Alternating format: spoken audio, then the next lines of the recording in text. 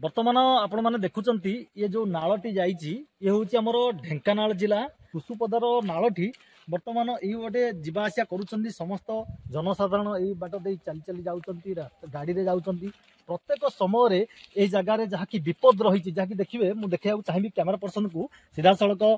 visual देखा चाहिए ये रास्ताटी अणसारिया रास्ताटी होती जहाँकि अनेक क्षतिग्रस्त ये जगार जो मैंने जाऊँगी आउ बेपारी मान आरंभ कर जो जनसाधारण ये रास्ता दे जाइछंती अनेक समय ये जगार बहुत विपदर सम्मुखीन होती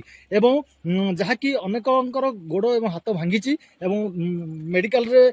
चिकित्सित भी होती बर्तमान यही रास्ता दे आमे देखिलु जने व्यवसायी भाई रास्ता दे जाउछन भाई जो रास्ता रे आपण जाउछन प्रत्येक दिन देखंतु पोलटा को भलिया अणसारिया हिची आज्ञा कुसुपदा गाँव कोन कहबे आज्ञा निश्चिंत विपद अछि ना आज्ञा कोन आपनकर कोन कोन बिजनेस करछन आपण पारुटी आपण घरटा आज्ञा हम कुलेलो जहाँकि आपनकर कुलेलो आसुचंती माने परिवार छाड़ी आसुचंती आपनकर केते कष्ट रे एबाडी जाउछन तबे माने भय लागुनी भय त निश्चिंत भय लागुଛି कौन करिया पेट पाटना कथा जीवा बात होता बुलिक 20 किलोमीटर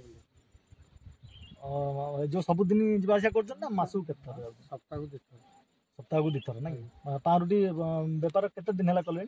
ऑलरेडी 4-5 वर्ष नहीं गाँव जनसाधारण भी कहते रास्ता बहुत क्षतिग्रस्त है लोक निश्चिंत गोटे लोक पड़ी गोड़ हाथ भांगी लुगा बेला गोटे लुगा बेला